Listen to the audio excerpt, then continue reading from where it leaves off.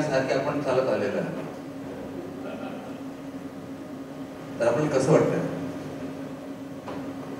मला अटलजींची कविता आठवते, ज्यावेळी नवी दिल्लीच्या निवडणुकीमध्ये शत्रुघ्न सिन्हा निवडणूक हारले, तेव्हा अटलजींनी 4 लाईन त्यांना लिहून पाठवल्या होत्या. त्या 4 लाईन अशा होत्या, क्या हार में क्या जीत में किंचित नहीं विचलित में, क्या हार में क्या जीत में किंचित नहीं विचलित में, जीवन के संघर्ष पथ पर ये भी सही वो भी सही.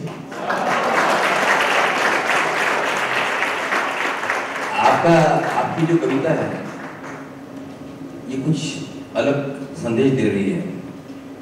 तो जो अपने आप को शेर समझते थे उनके लिए आपकी कविता है क्या? ये मैंने पहले कह दिया था कि मैं बहुत सामान्य व्यक्ति हूँ, मैं शेर नहीं हूँ. लेकिन जब सामान्य व्यक्ति के साथ जनता जुड़ती है तो 100 शेरों की ताकत ये सामान्य आदमी है. ऐसा कहते हैं कि देश में नरेंद्र मोदी और महाराष्ट्र में देवेंद्र करके, वहाँ पर नरेंद्र यहाँ देवेंद्र, ऐसा लोकमत आए भी लोकमत में मैंने पढ़ा था.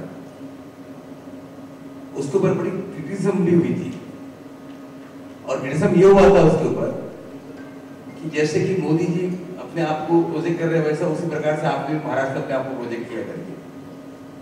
तो इसके बारे में आपने क्या राय है? मराठीत सांगतो, नरेंद्र मोदी हे एकमेव आणि अद्वितीय आहे. दुसरे नरेंद्र मोदी होऊ शकतात. नॉर्मली मनुष्य जेव्हा पॉवर मध्ये असतो, खुर्चीवर असतो, मुख्यमंत्री असतो, तेव्हा तो फार घाबरलेला असतो. आणि इथे तुम्ही आपला संसार करत असताना सुद्धा निवडणुकीमध्ये निर्भीडपणे वक्तव्य देत होता. याच्या मागे काय कारण आहे? असं आहे की विजयभाऊ, आपण मला लहानपणापासून बघितलंय, माझ्यासारख्या माणसाला गमवण्यासारखं काही नाही. ज्यांना गमवण्यासारखं असतं त्यांना काळजी असते गमवायची. मला गमवायचं काही नाही, जे आहे ते मिळवणारच आहे. आणि मला हा विश्वास आहे की आपण ताकदीनं, हिमतीनं आणि आत्मविश्वासानं पुढे गेलो, केवळ आपली दिशा योग्य असली पाहिजे. आत्मविश्वास जर चुकीच्या दिशेला असला तर तो आत्मविश्वास कामाचा नाही, पण आपली दिशा जर योग्य असेल. आणि मला या निवडणुकीच्या माध्यमातून एक लक्षात आलं की मी सगळ्यांना सांगतो की महाराष्ट्रासमोरचे प्रश्न संपले नाही आहेत. 2 वर्षात काही मी खूप म्हणजे ज्याला आपण मराठीत तीर मारले असं बिलकुल माझा क्लेम नाही आहे. पण आज महाराष्ट्रात हा विश्वास मी तयार करू शकलो की हे प्रामाणिक लोक आहेत, प्रामाणिक प्रयत्न करतात, यांची दिशा योग्य आहे आणि या दिशेने गेलो तर हे परिवर्तन करू टाकू. माझे 2 शेवटचे प्रश्न आहेत. एक प्रश्न असा आहे की सहसा वाघ हा जंगलामध्ये असतो आणि जेव्हा तो शहरामध्ये येतो तेव्हा लोक घाबरलेले असतात. तुमची नेमकी परिस्थिती कशी होती आणि कशी आहे? आम्ही विदर्भातले लोक आहोत. जंगलातल्या वाघाला घाबरत नाही आणि रस्त्यावरच्या वाघाला घाबरत नाही. मुख्यमंत्रीजी, आपण अभ्यासू अभ्यासक असं सर्वांना माहिती आहे, पण मला हे नाही कळलं की आपण ज्योतिषशास्त्राचा केव्हा अभ्यास केलेला. कारण मी आपल्याशी बोलत असताना आपण मला म्हणाला होता की पुण्यामध्ये जिथे NCPचं राज्य आहे, वर्चस्व आहे, तिथे आपण म्हणालो 100 जागा कमीत कमी आम्ही जिंकू. त्याचप्रमाणे आपण मुंबईबद्दल सुद्धा भाकीत केलं होतं की आम्ही मुंबईमध्ये सुद्धा जवळजवळ शिवसेनाच्या पुढे राहू म्हणून बरोबरीच्या याच्यामध्ये आपण आला. तर हे भाकीत तुम्ही कशाच्या भरोशावर केलेलं आहे? कारण आताच आपण बोलत असताना हे भाकीत कशाच्या भरोशावर केलेलं आहे? हे जे भाकीत केलं ते कुठल्याही ज्योतिष्य शास्त्राच्या आधारावर केलेलं नाही.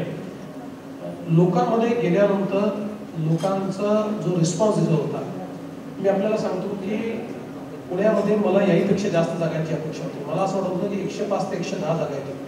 इतकी पुण्यामध्ये वेव दिसत होती. पण मग तिथे वेळेवरती वेव लक्षात घेऊन काँग्रेस आणि NCPने अलायन्स केलं, त्यामुळे 10 सीटांवर आमच्या त्याचा परिणाम झाला. पण ही वेव मला दिसत होती. म्हणजे मी महानगरपालिकेच्या कुठल्याही क्षेत्रात गेल्यानंतर, जिल्ह्यांमध्ये गेल्यानंतर, शेवटी बघा आपण राजकारणात आहोत, आपल्याला समजतं. आपण ज्यावेळेस भाषण करतो त्याच लोकांच्या चेहऱ्यावर आपल्याला लक्षात येतं की हे रिसिव्ह करता येत की नाही.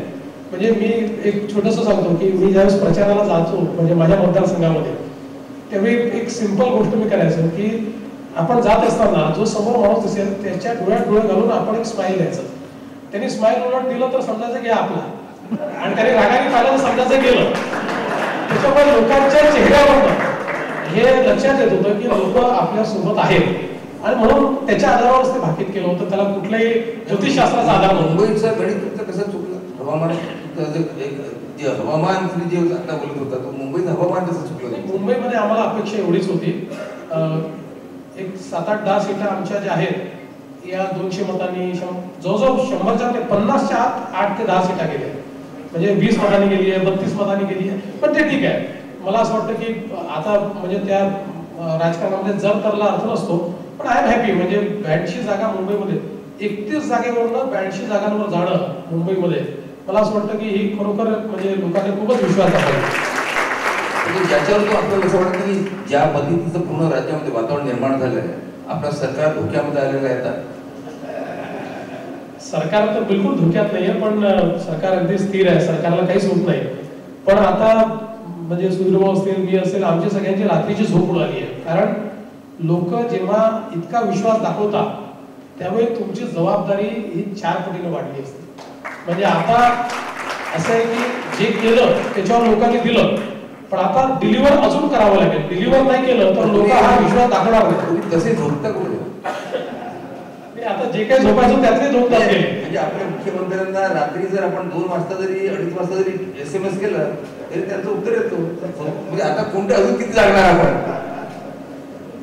नाही, आता खऱ्या अर्थानं झोप उडाली आहे.